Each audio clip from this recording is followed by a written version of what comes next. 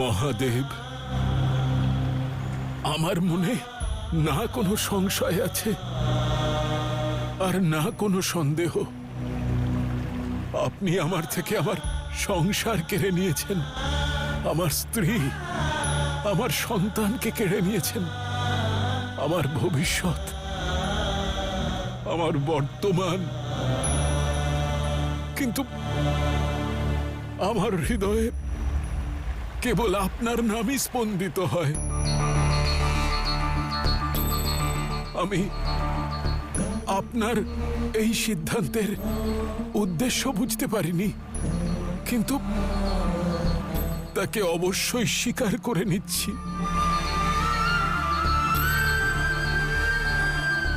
যদি এটাই আপনার ইচ্ছা হয়, তাহলে আমার দুঃখকে আপনার ভক্তির যজ্ঞে আহুতি দিলাম আমি।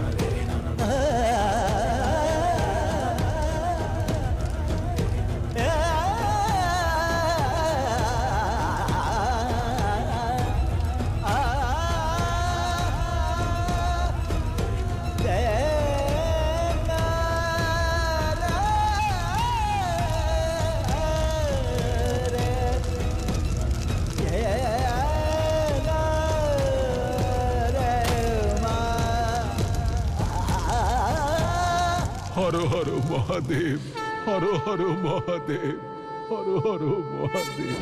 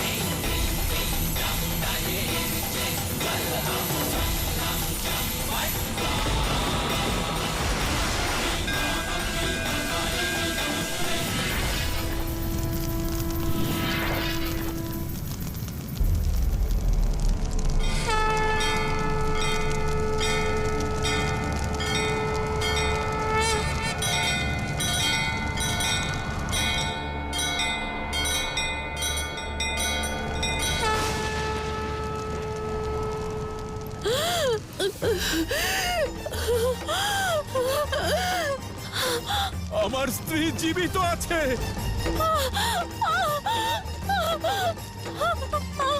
হর হর মহাদেব, হর হর মহাদেব। সব মহাদেবের লীলা। আরে আরে কি করছো? কি করছো কি? আমাকে ছাড়ো, আমাকে যেতে দাও। এটা চমৎকার নয়, এটা মায়া।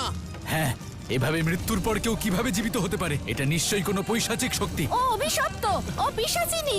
না, আমি আপনাদের কাছে হাত জোর করে মিনতি করছি, আমার উপর দয়া করুন। আমার স্ত্রী জীবিত আছে। যদি ওকে ওই চিতা থেকে নামিয়ে না আনা হয়, ও অবশ্যই মারা যাবে। কেউ বাঁচান ওকে।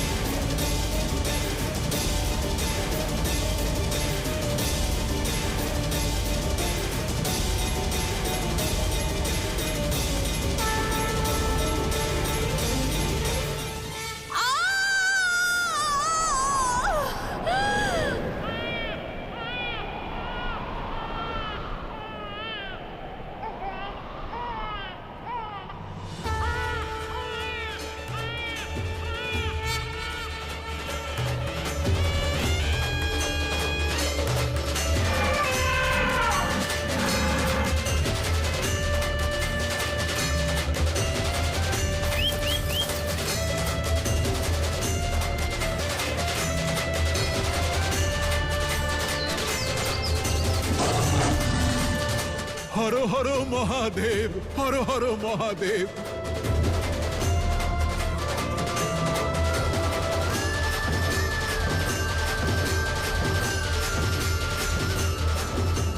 প্রস্তুত হোক এই সংসার।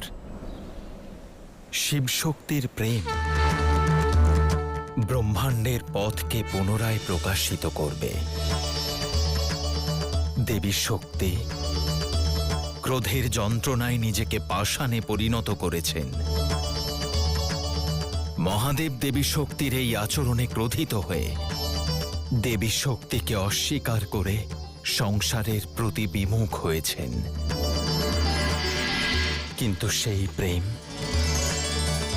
যা দুজনের শ্বাস ছিল, প্রাণ ছিল, তা দূরে সরে যায়নি। আর এখন একে অপরকে বিকার থেকে মুক্ত করার এই যাত্রা ভবিষ্যতের এক নতুন অধ্যায় রচনা করবে। এই যাত্রা সংসারের আধারের দিব্যতা, প্রেম আর সমর্পণের পরীক্ষা নেবে।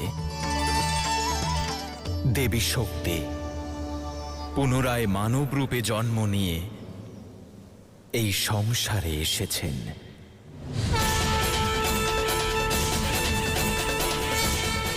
ইতিমধ্যেই গ্রাম প্রধানের মেয়ে রূপে জন্মগ্রহণ করেছেন তিনি।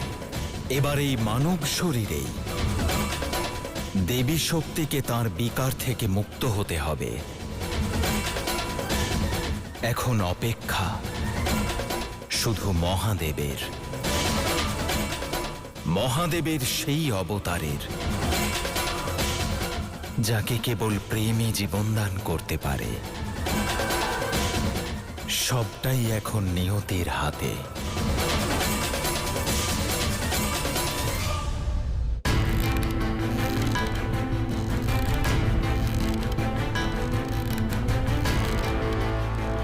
আমার এই ঘটনা শুভ বলে মনে হচ্ছে না। ঠিকই বলেছেন আপনি। এভাবে কেউ কি করে জীবিত হতে পারে? হতেই পারে ও কোনো অপশক্তি। আমরা আর কি বা বলবো। দেখা যাক পণ্ডিত মশাই কি বলেন।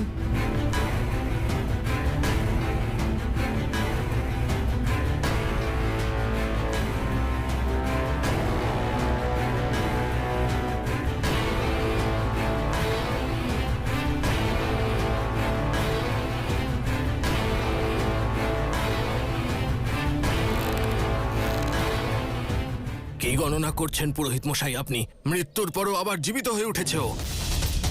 কোনো ঘোর অশুভ সংকেত নিয়ে এসেছে এই কন্যা। আমার কথা ভালো করে শোনো, ওর মধ্যে আসুরিক শক্তি আছে। হ্যাঁ হ্যাঁ, ধনির উচিতই হয়নি ওকে বাঁচানো। আর বাঁচালেও গ্রামে ফিরিয়ে আনা উচিত হয়নি। অনর্থ ডেকে এনেছে ধনি। ওকে বাঁচানো উচিত হয়নি। ওকে বাঁচানো উচিত হয়নি। ঠিকই বলেছো, ওকে বাঁচানো উচিত হয়নি। ওকে গ্রামে বাঁচানো উচিত হয়নি।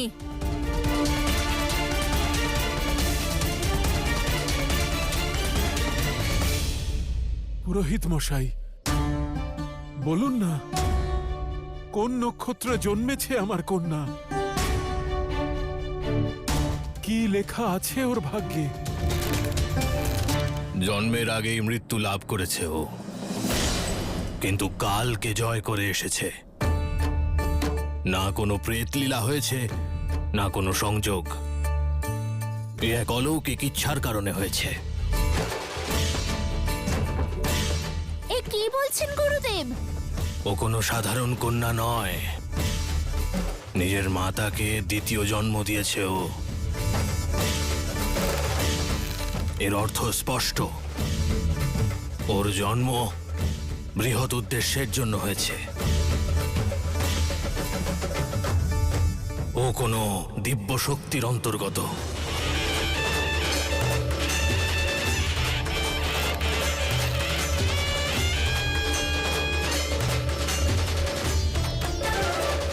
উদ্দেশ্য? কেমন উদ্দেশ্য পুরোহিত মশাই?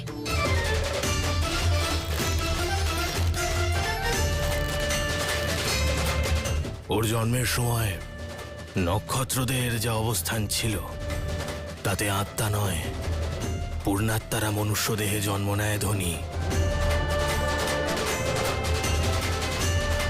ও শুধু কন্যা নয়, অপার শক্তি হয়ে এসেছে তোমার গৃহে।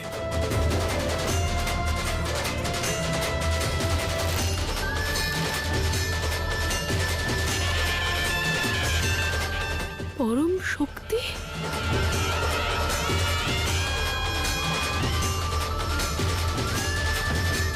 নিজের উদ্দেশ্য পূরণ করার জন্য ওর জন্ম হয়েছে।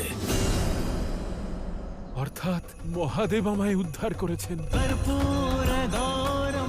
আমাকে, আমার স্ত্রীকে, আমার পরিবারকে তার কৃপা দান করে ধন্য করেছেন। হ্যাঁ, ও এক অলৌকিক কন্যা, কিন্তু ওর মধ্যে একটা ত্রুটি থাকবে।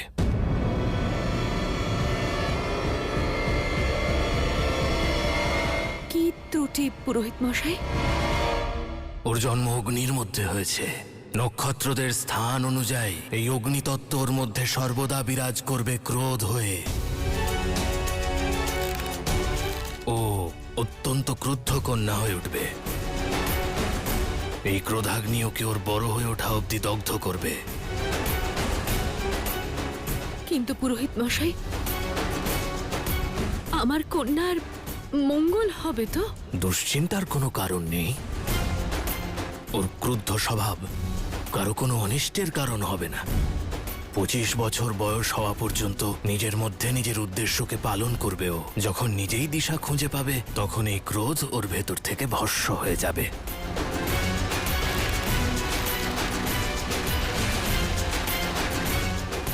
ক্রোধ ভস্ম হবে বুঝলাম পুরোহিত মশাই, কিন্তু নিজের উদ্দেশ্য প্রাপ্ত করার অর্থ আমি বুঝতে পারলাম না। সে তো মহাদেবী জানেন ধনী, কিন্তু আপনি এটুকু জেনে রাখুন যে আপনার কন্যা সাক্ষাৎ শক্তি স্বরূপা, সাক্ষাৎ শক্তি স্বরূপা, সাক্ষাৎ শক্তি স্বরূপা।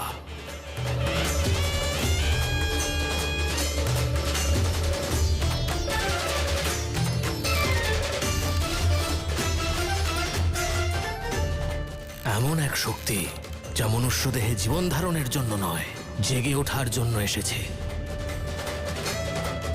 এক মহান উদ্দেশ্যের জন্য জন্ম নিয়েছে, মহান উদ্দেশ্যের জন্য জন্ম নিয়েছে, মহান উদ্দেশ্যের জন্য জন্ম নিয়েছে।